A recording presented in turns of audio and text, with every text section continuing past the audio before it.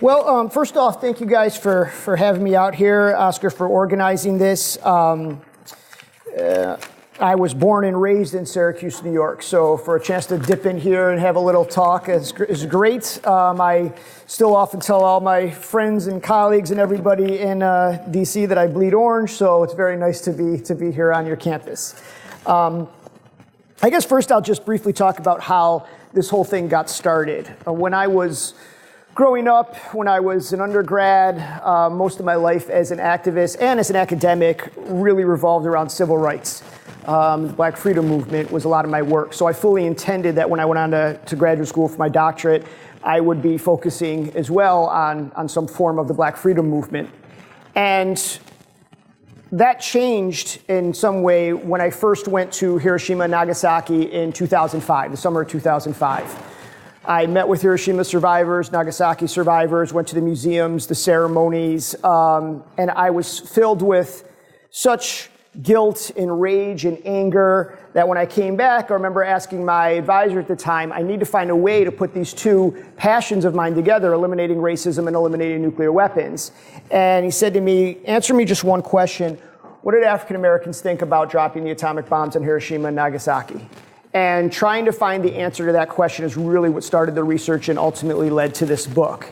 And when I pitched this idea to colleagues and other professors, most said you're probably not going to find anything because African Americans were too busy trying to get their own freedom and equality. They just simply didn't have time to worry about this issue. And that's understandable, but they were wrong.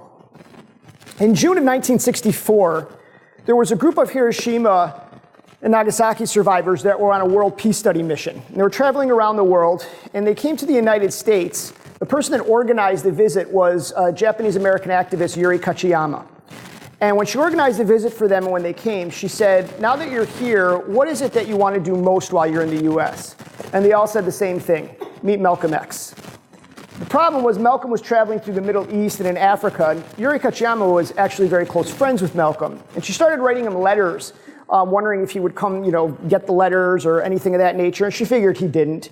And on the last day, the Hibakusha, the survivors of the bomb, were at her apartment for a lunch and a closing ceremony, and there was a knock at the door. And when she opened the door, there was Malcolm. He had gotten the letters. And Malcolm said to them, you all have been scarred by the atomic bomb, but we've been hit by a bomb too, and that was racism. And he spent the day with them talking to them about the connections between Vietnam and nuclear weapons and colonialism and racism, because Malcolm understood what so many before him understood, that the issue was not about civil rights, it was about human rights. So my research and my book focuses on those Black activists who consistently argued that the fight for freedom and equality in this country was inextricably linked to colonialism and nuclear disarmament. Now, when we dropped the atomic bombs on Hiroshima and Nagasaki on August 6th and 9th, 1945, the response in the United States was overwhelmingly in favor of it. In fact, Gallup ran a poll a month after the atomic bombings in which 85% of the American public agreed with Truman's decision to use nuclear weapons in Hiroshima and Nagasaki. In fact, a Roper poll at the same time showed that 22% of the American people wished that Japan hadn't surrendered so we could have dropped more nuclear weapons and killed more people.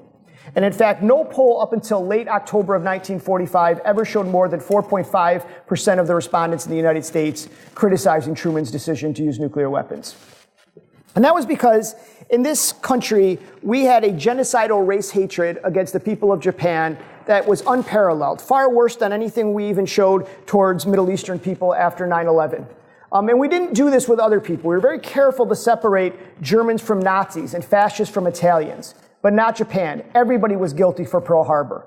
And so if you look at the images in our newspapers and our magazines, the Japanese were always portrayed as vermin and rats and yellow monkeys, something other than human. Because as you all know, if you make a group of people subhuman, make them an other, it is easier to commit violence against them, something we've done all the way back since the slave trade. And so even General Joseph Stilwell, there was a letter he wrote to his wife that said after Pearl Harbor, when I think of how these bow-legged cockroaches have ruined our calm lives, it makes me want to wrap Jap guts around every lamppost in Asia. And so this was the attitude of the American people against the Japanese, but not in the Black community. Now, nothing, of course, is monolithic, so this is not to say everybody thought the same, but many in the Black community already had an affinity for the Japanese. And that was because when Mussolini in Italy invaded Ethiopia in 1935, it wasn't the United States that was going to go in to help. It was actually the Japanese that came forward and said they were going to help, quote, their colored brothers and sisters in Ethiopia. And African Americans in this country knew that. When Japanese Americans were in internment camps, there were many in the black community that were sneaking food and clothes to them, and they were saying, here's a group of people who are being put in internment camps for no crime they committed, simply for the way they looked. This could happen to us. The great W.E.B. Du Bois had already traveled throughout Asia and was lionized over there and had written in the black press about Asia. So there was an affinity already built in before the bombs were dropped. And so when the bombs were dropped, before there was any kind of organized anti-nuclear movement, African Americans from various parts of the community, artists, the press, musicians, clergy, activists, just random folk, were protesting and questioning Truman's decision to use nuclear weapons. And so the first place that I went to was the black press, the Chicago Defender, the Pittsburgh Courier, the Baltimore Afro-American. And now I say that, and for you students in here, it's much easier in your world. You get to go to ProQuest, put in a couple of keywords and hit search, and you have all your information. For me, that meant sitting in the Library of Congress on microfilm and microfiche going over literally every single issue. And I wanted to find with the black press, not just what the columnists were saying, because they were in many favor against this. I wanted to know what rank and file people in the black community thought. So I was looking at letters to the editor from bus drivers and beauty shop owners and so on and so forth. And overwhelmingly, again, I saw a fear and I saw a questioning and a protest against Truman's decision to use nuclear weapons. After that, I started looking at the black clergy. Started going through the black clergy, priests or pastors' speeches on Sundays about this issue, and it was a very apocalyptic narrative that the genie was out of the bottle, that we don't have enough religion to stop this, and questioning the issue of race. But the first person to really come out and challenge the issue and the connections of racism was Langston Hughes. Langston Hughes was writing in the Chicago Defender and questioned why we did not drop this on Germany or Italy and why it was a people of color, and really threw out the idea of Truman's racism playing a role in this. And Langston Hughes was not wrong to do this. Truman isn't the most racist president in our history. We probably have that now, but certainly one of the most racist presidents in our history. If you go back and you look at Truman's own diaries and his journals, he rarely ever refers to African Americans as anything other than the N-word. He brags in interviews that in his family, when you got married, you got slaves as a wedding present to start out the housekeeping with. His mother openly supported the Confederacy, and when she visited him at the White House for the first time, she said she'd rather sleep on the floor than ever step foot in Lincoln's bedroom. He actually sent a $10 check to the Ku Klux Klan to join, but they sent it back to him because he refused to fire his Catholic workers at one of his businesses in Missouri. And when we dropped the first atomic bomb, instantly killing over 140,000 people of color, first thing he did is jump up in the air and said, quote, "This is the greatest thing in history." This is the stuff that you don't get in the Gary Sinise film or the David McCullough biography. That stuff is always left out in that narrative of Truman. When I was looking at through this time period, I stumbled upon a letter from Zora Neale Hurston, who in many ways was very apolitical throughout her life. She wrote a letter to Claude Barnett, her friend, in which she was very upset about the lack of activism in the black community on this issue and refers to Truman as, quote, "the butcher of Asia." But of the first criticism to come out immediately following the atomic bombings, the most vocal came from the Black Popular Front, most notably the great W.E.B. Du Bois and Paul Robeson. Paul Robeson is such a forgotten person in our history, this giant of an individual, this amazing man. I'm so glad that Steve McQueen, the director of 12 Years a Slave, has signed on to do a biopic of Paul Robeson because he's so forgotten in our history. My students have never even heard of him. And Robeson, there was in June of '46 a rally at Madison Square Garden, like 20,000 people there on this issue. And Robeson, when he got the mic, immediately went for the colonialism issue. And he asked the crowd and says, "Where do you think the United States is getting the uranium to build these nuclear weapons?" And the answer, of course, was the Belgian-controlled Congo, making those connections with Africa.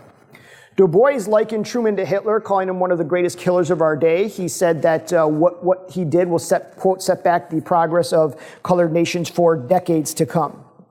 But a lot of this initial criticism fell silent in 1947 with the Truman Doctrine.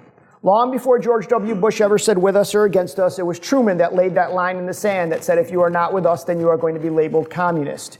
And so a lot of groups went mute and were destroyed as a result of this. At that point in the late 40s, early 50s, the worst label you could be was to be labeled black and red. And so at the same time, while a lot of groups so for example, the NAACP made a decision that they were going to shift to the right. They were going to ally themselves with Truman, hoping it would result in civil rights, and it doesn't.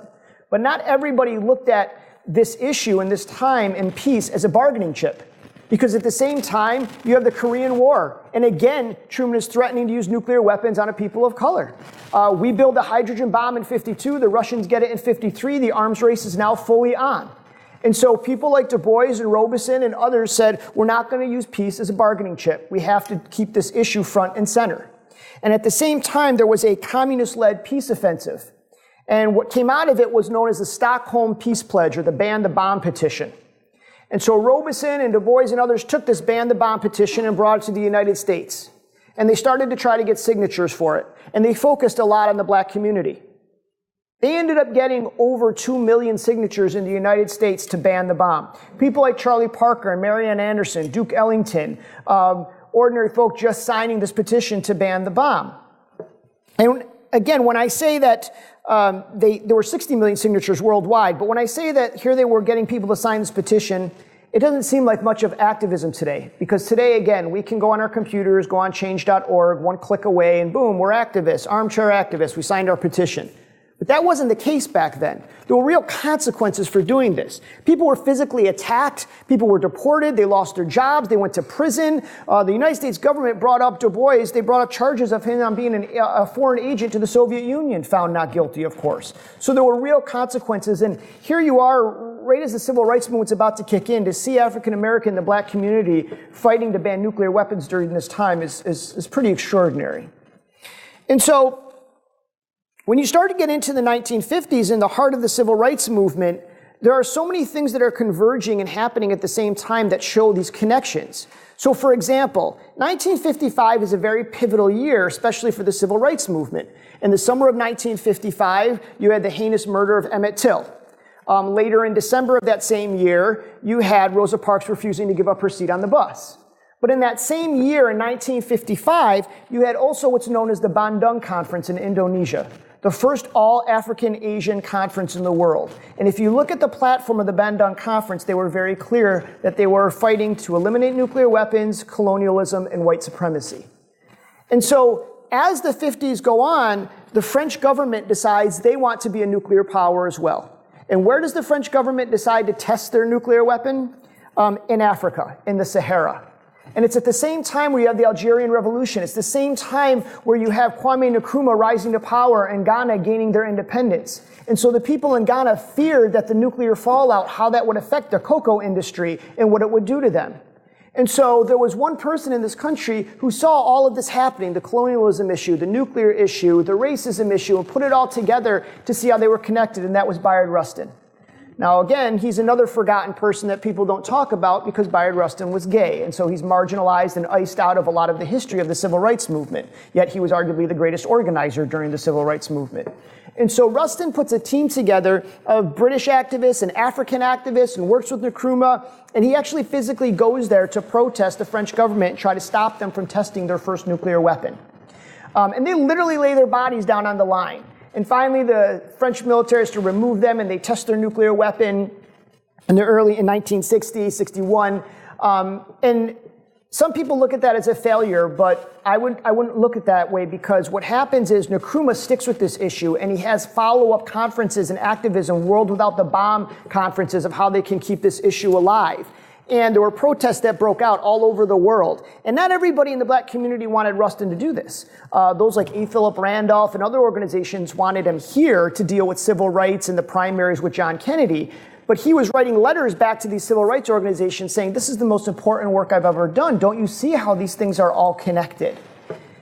And I can't really talk about black activism on nuclear weapons without, of course, talking about Dr. King. Tomorrow, April 4th, will be 52 years since his Beyond Vietnam speech at Riverside Church, April 4th, 1967, exactly a year to the day he died. And many people look at that speech when he came out and called the United States, quote, the greatest purveyor of violence in the world today, as the moment when he jumped into the foreign policy arena, criticizing Vietnam. But the reality is, if you look at nuclear weapons, you will see that King actually was talking about this a decade earlier. As early as 1957, King started making public comments against nuclear weapons and what needed to be done. You know, and King would say it doesn't make any sense to worry about integrating lunch counters and then not worry about the world in which we're trying to integrate. That makes no sense. And so he consistently was combining the issue of peace and nuclear weapons with civil rights. And where was King learning this? From his wife, of course. Coretta Scott King was a long-seasoned activist dating back to her days at Antioch College. She was in Women's Strike for Peace and Women's International League of Peace and Freedom, and she was always pushing her husband to combine these issues and see how they were connected. And in fact, there were so many black women that were front and center on this issue. People like Lorraine Hansberry, who we all know for A Raisin in the Sun. Well, Lorraine Hansberry was so much more than that, a socialist, a feminist, and an anti-nuclear activist. When she came out famously of a documentary she saw in Hiroshima, she says, "No more Hiroshimas, not now, not ever." The last play that she ever wrote was about a nuclear holocaust and what happens to the two survivors. So this was also on her radar. And for black women, working in these groups that were mostly white middle-class women, they had their own set of prejudice and racism to deal with inside these organizations. A lot of these white women did not want to bring racism into this and see how they were connected. In fact, there was Women's Strike for Peace in Detroit had a national conference, and the black women wanted to have signs that said disintegration or desegregation. And they said no, and a lot of times it was Coretta who had to step in and try to broker the deal and make peace among these groups within the peace movement. So this issue of race was actually always in these groups.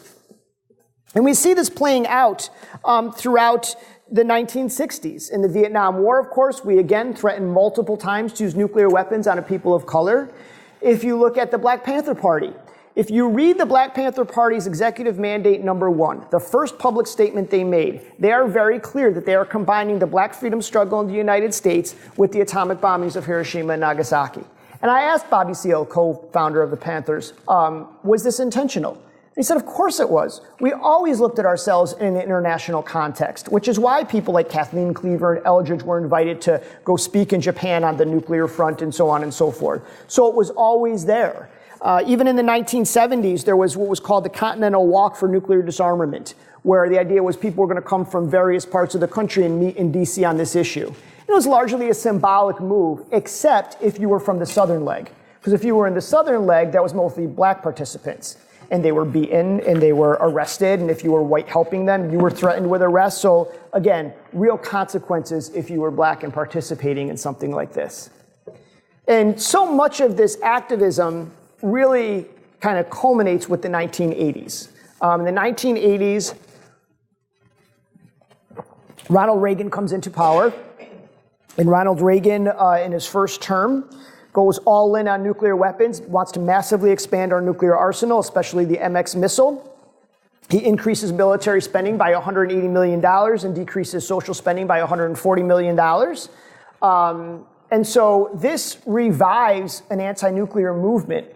And the thing about the 1980s is we started to see it from all various places. So in addition to just actual activist groups that were out there, we see it in places like the sports community.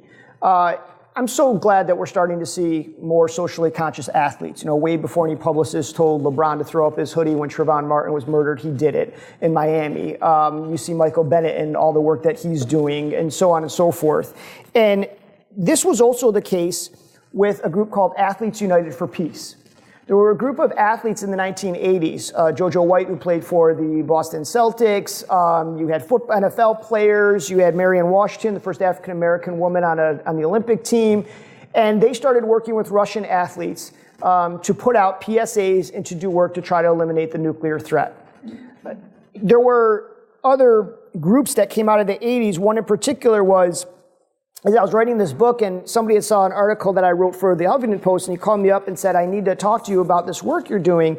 And so I met with him, and his name was Greg Johnson. He's in the book. And at the time, in the 1980s, Greg Johnson, African-American, he was a librarian at Georgetown University, him and his wife, Linda. and they really cared about this issue and saw those connections. So they went to the mostly white groups, anti-nuclear groups, and said, we want to be part of this movement, and they were largely dismissed. Oh, it doesn't affect you guys, don't worry about it.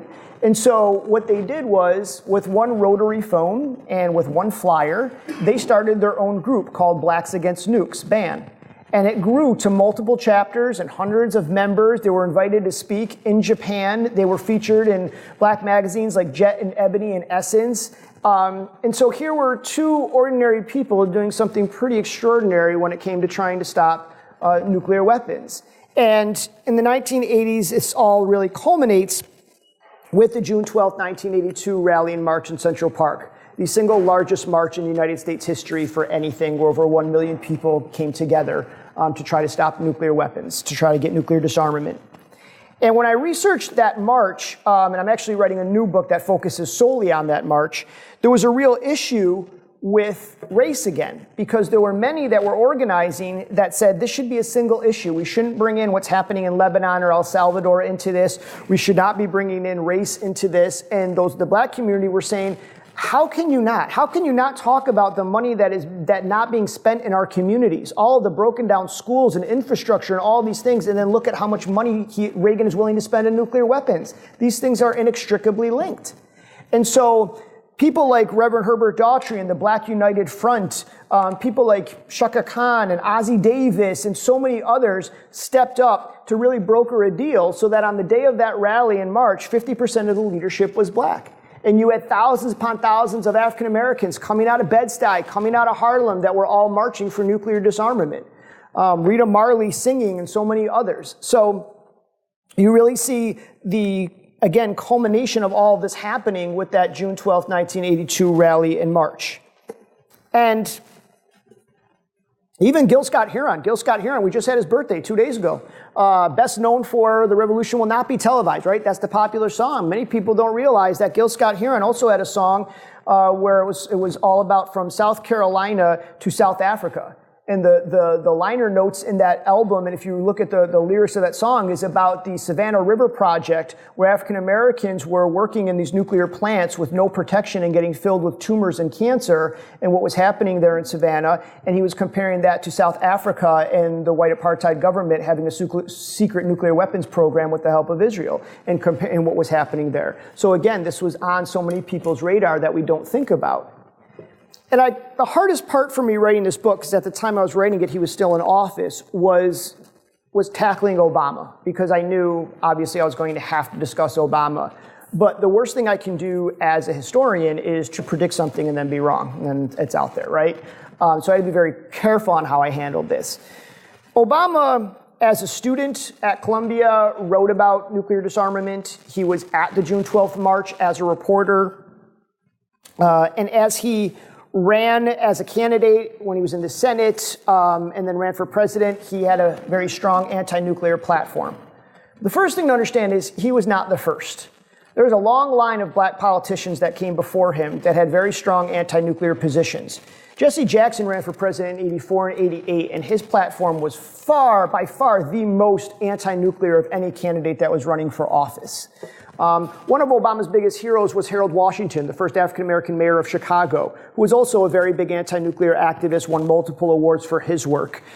The person in Congress that fought tooth and nail against Reagan was Ron Dellums. Ron Dellums was a congressman out of California, and Dellums was the one to fight against building the MX missile. In fact, Dellums goes to Utah at one point to meet with the head of the Mormon church, Spencer Kimball, to convince him not to have the MX missile headquartered in Utah. And so he was the one that was always fighting Reagan on this front. So we have, again, a history of the Congressional Black Caucus being front and center and fighting against nuclear weapons in Congress. And so Obama, after he becomes president, gives, right after in March, gives arguably, or April, the most anti-nuclear speech arguably any president has ever given in Prague, with maybe the exception of President Kennedy's 1963 commencement address at American University, dubbed the Peace Speech.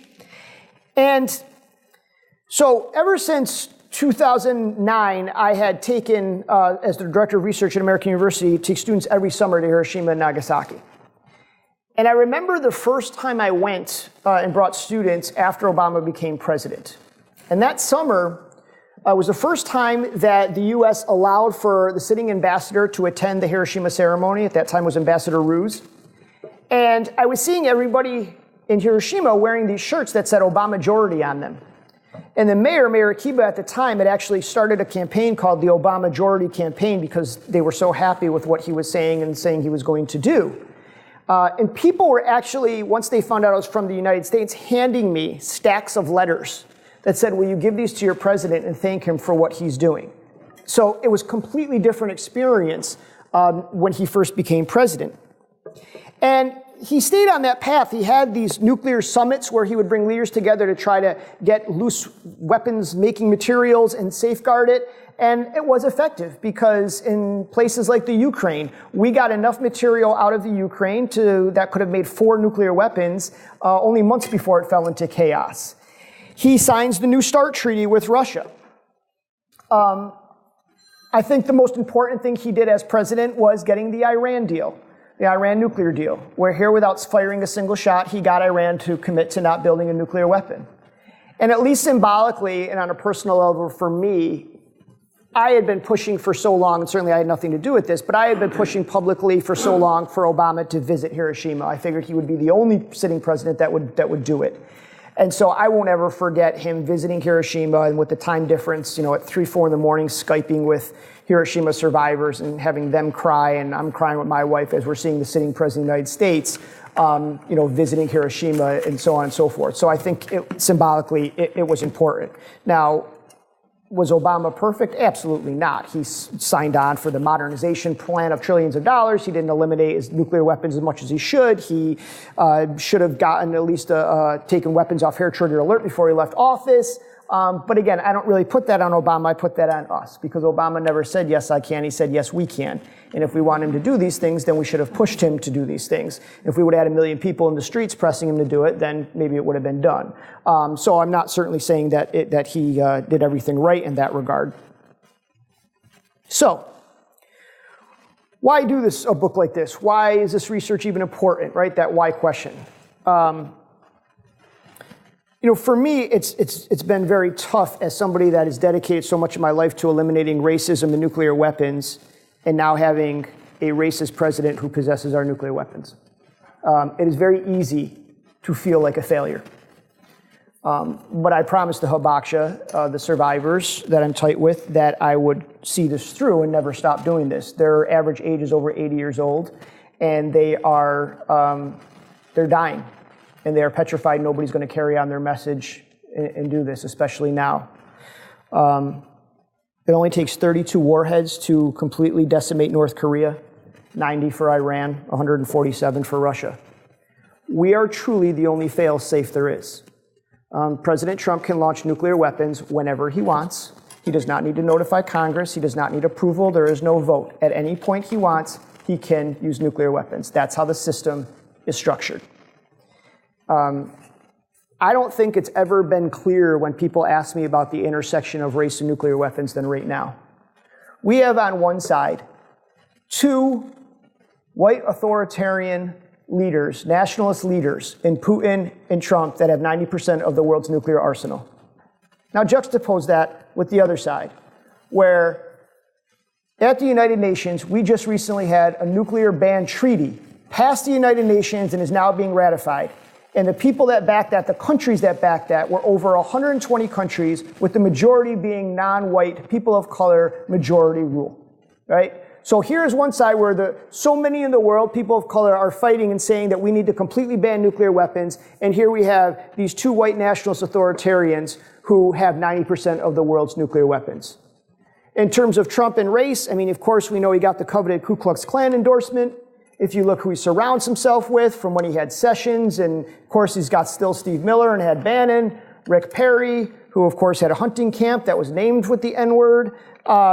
He has said, now we know he's giving nuclear secrets to Saudi Arabia. He's talked about South Korea and Japan building their own nuclear arsenals.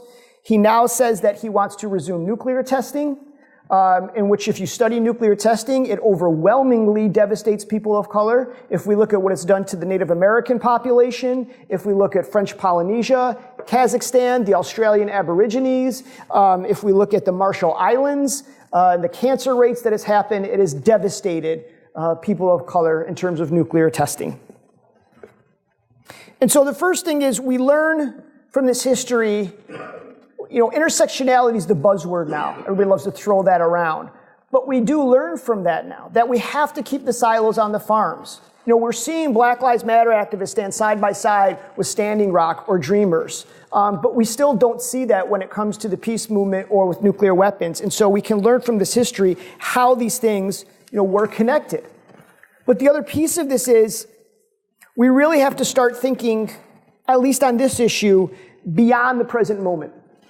The reality is when I die, there's still going to be racism on this country and this planet, and there's still going to be nuclear weapons. But if I can say that for my niece, for my students, that there's a little bit less racism and fewer nuclear weapons, and that's all I can do, right? The impact of our activism, of our work, of our research has to go beyond our generation. You have to think beyond your generation.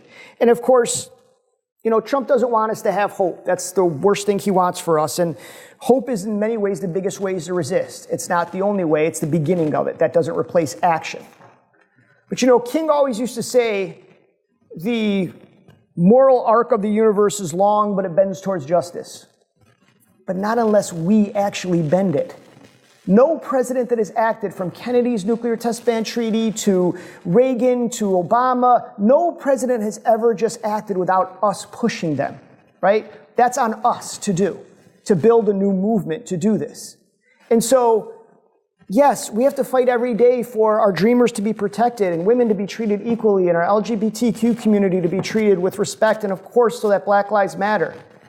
But as King consistently said, what does it matter if we finally achieve social justice in this country if we're all dead from nuclear war? How can you, where I am from, look at Baltimore schools, Baltimore public city schools that had literally no heat this winter? They had to bring in space heaters. And we're going to spend $1.4 trillion on nuclear weapons and not see how these things are connected. And so when you look at this issue the way that so many before us did, and especially perhaps Malcolm X, who got it best, then you will start to see that these issues have never really been about civil rights. It was, it is, and remains about universal human rights. Thank you.